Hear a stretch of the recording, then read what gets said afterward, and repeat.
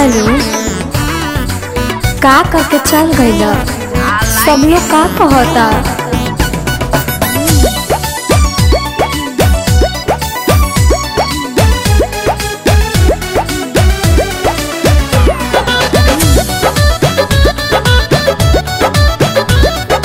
Music by Priyanshu Singh.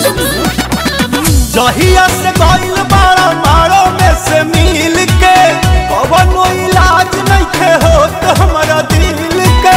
बहुत serious बानी हम प्यार में।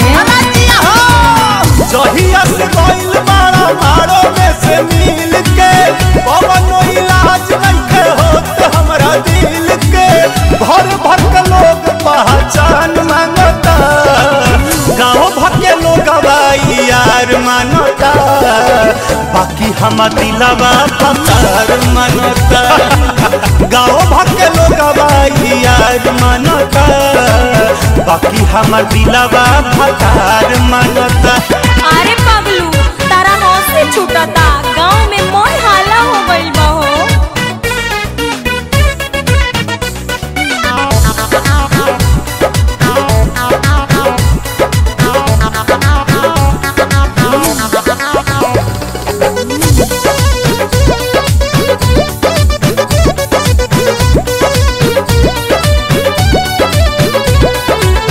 फोटो तुहार रखनी डिप्पी में लगा के, सखी लोग पूछा चाची के हया गरा के। हीरो राकेश मिश्रा लेखा लगता हो। फोटो तुहार रखनी डिप्पी में लगा के, सब लोग पूछा चाची के हया गरा के। जानियो के लोग न जान बनता, गाँव भक लोग यार मानता, बाकी हम दिलवा फतार मानता। गाँव भक लोग यार मानता, बाकी हम दिलवा फतार मानता। कोई रात सुतला हो गइल बा, बात काहे नहीं के बुझाता हरा।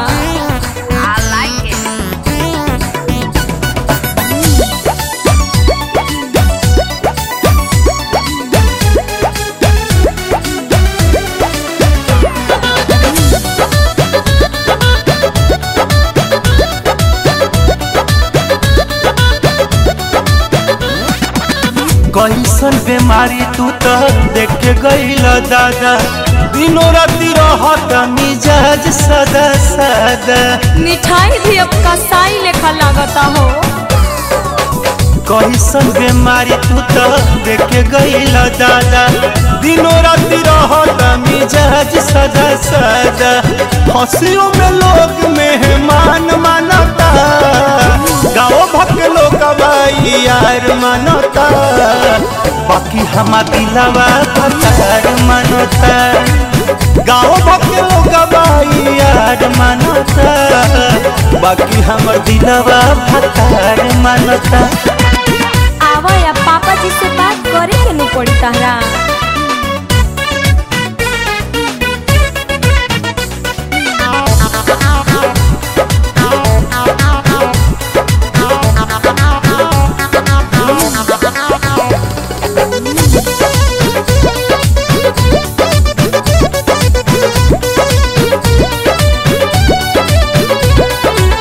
प्यार प्रियांशु के हो वैसे का करेला, बिना जहर के कहर से ही मरेला।